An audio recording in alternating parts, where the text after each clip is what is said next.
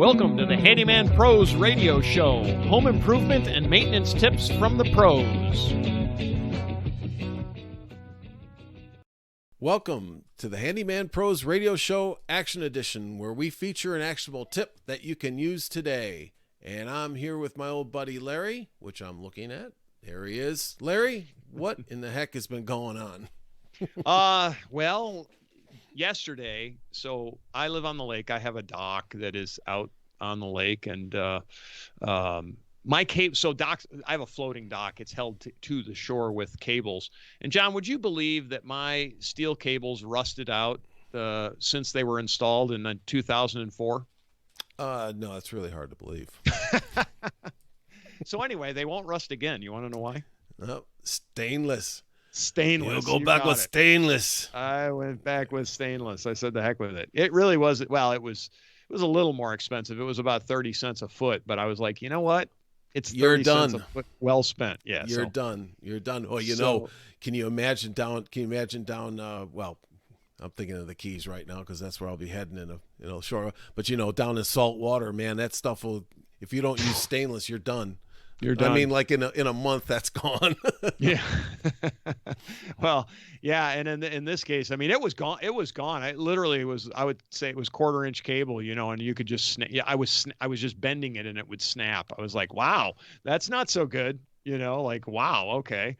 So anyway, speaking of that, I'm just thinking about this is that, when every time I go down to Florida and I see some of those boats with the stainless outdrives and everything is stainless, it's like, man, how do you folks afford that stuff? But well, you afford it because if you don't do it, you're going to pay 5 times as much, right? Because it'll just rot away. All the stainless manifolds and everything. Oh man. Yeah. So Anyway, so you have a tip that you did this on your own house. So tell the story about this tip, and it's got a safety component to it, but it's also got an appearance and a safety component to it. So yeah. So one of the things that's been taken off lately is everybody's replacing their wooden balusters on their deck with these round baluster tubes. Let's call them that. They're aluminum. Yep. The round balusters, and I gotta tell you, I built a gate for my deck here to keep my dog in, to keep Cujo in. Yeah, and I just put on those round balusters. I bought a package of these things. You go down to a big box store and you just buy a package of these things. Well, how they get attached is you drill in a little like a nub on the bottom and then on the top of the railing. And you screw these things in, and then when you put the two railings together, you sandwich the balusters together. Like they're like cups, right, John? And they're like little cups, and the rod goes into a cup like that. Yep, that's exactly right. That's exactly right because it's a hollow tube, and so you're putting these railings together, and you're lining them all up. Well, that's all fine and good, but know that they're only squeezed together with about maybe a 1/2 inch of these little cups on the top and bottom. Not much. So what happened to you? To me, I was like, on my deck, that's part of the deck that I put it on wasn't that high, and I was like, whatever. It never even occurred to me. Well, the wood. And just a gate, right? It's just a gate. It's just a gate. So I've got maybe I don't know how many of them on there. 13 of them, I think, are in there. Anyways, how big a span? Like about 4 feet? I'm trying to give people a visual. It's about 6 feet. Okay. No, not quite that far. Maybe 5 feet. Okay, 5 feet. Okay. But the things start to bow. Well, when they bow the wood, that opens up that gap, and you've only got about a 1/2 inch to play with, and I noticed that these balusters now are like just swinging free, so on the top, so they're on just the top and bottom, yeah. where they might be just kind of stuck in the top or they're hanging on the bottom, either way. And I've got to replace this piece of wood. So I was like, okay, well, it still didn't dawn on me, how dangerous this can be, because now I had a friend of mine that was over. And he's got a deck that's way off the ground. He just had it redone, the whole thing. I mean, and he said the wood did the same thing on his railing, and those things were falling out. And I'm thinking to myself, okay, I got it now. It dawned on me, holy mackerel, how dangerous that is, because they weren't, they were just in those little cups. Well, Like it's on a regular, I'll just say this, on a regular railing, they're nailed in the top and bottom, or they're screwed on the sides or whatever on balusters, wooden balusters. These things are just, man, you get a little bit of a gap where that wood's moving a little bit and you're exposed. yeah, and so it's dangerous if you're actually using if your deck is high enough that you're off the ground, because you need that rail to keep children, pets, whatever, Yep, and there's a people. 4 inch, and code is it can't be more than 4 inches center to center. Right. So there's Basically, got you can't push a tennis ball through them. That's yeah the idea.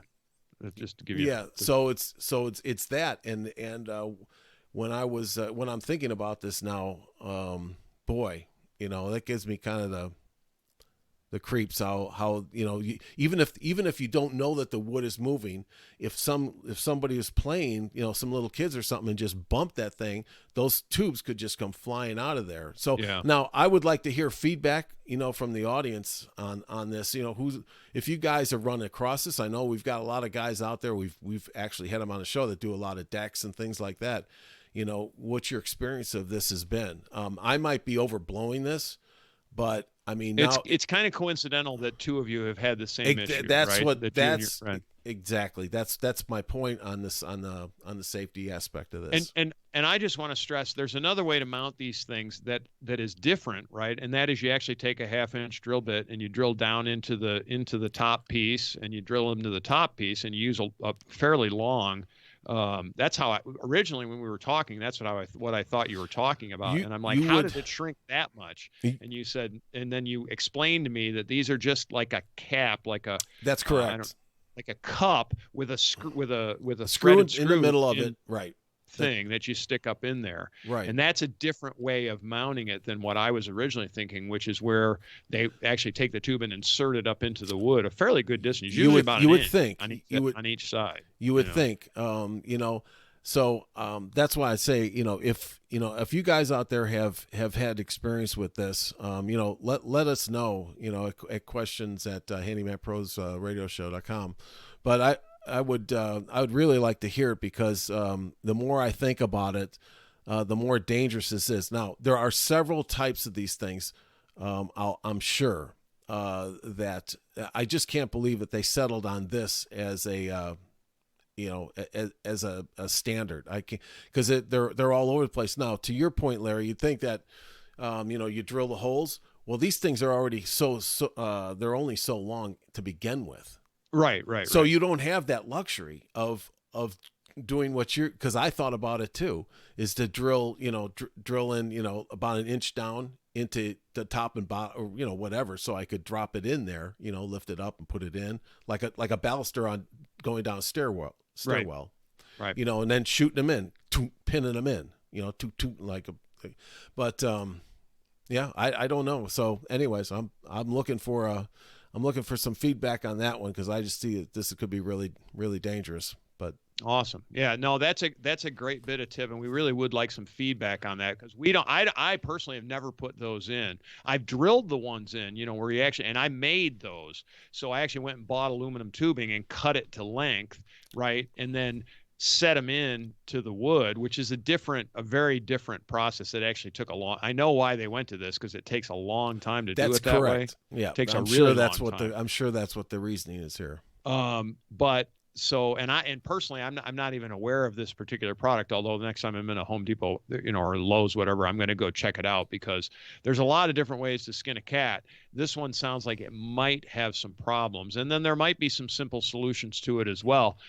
Send us an email, questions at handymanprosradioshow.com, or put it on the Facebook group. That's at Handyman Pros. If you've had experience, and John will throw some pictures up of what he's got on the Facebook group, so that you can kind of see what we're talking about.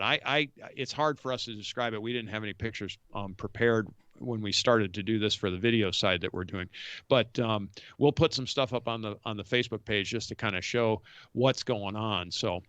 All right. Anything else, Johnny? I want to tell people our website, handymanprosradioshow.com. We do have a sign up for a newsletter that's on the contact page. Go to just hit contacts. It comes up in the scroll. You can sign up for our newsletter, and we'll send you out I tell you what, we'll send you out as the solution to this if we find it, which we'll find it eventually. That's what we do. We find out, how to fix small problems. That's our big thing, right? I know that's what I do anyway. I'm forever fixing small problems. And finding root cause and all that kind of good groovy stuff. Anyway, with that, John, anything else? That's it. All right. Thanks for listening. We'll see you next week on the Handyman Pros Radio Show.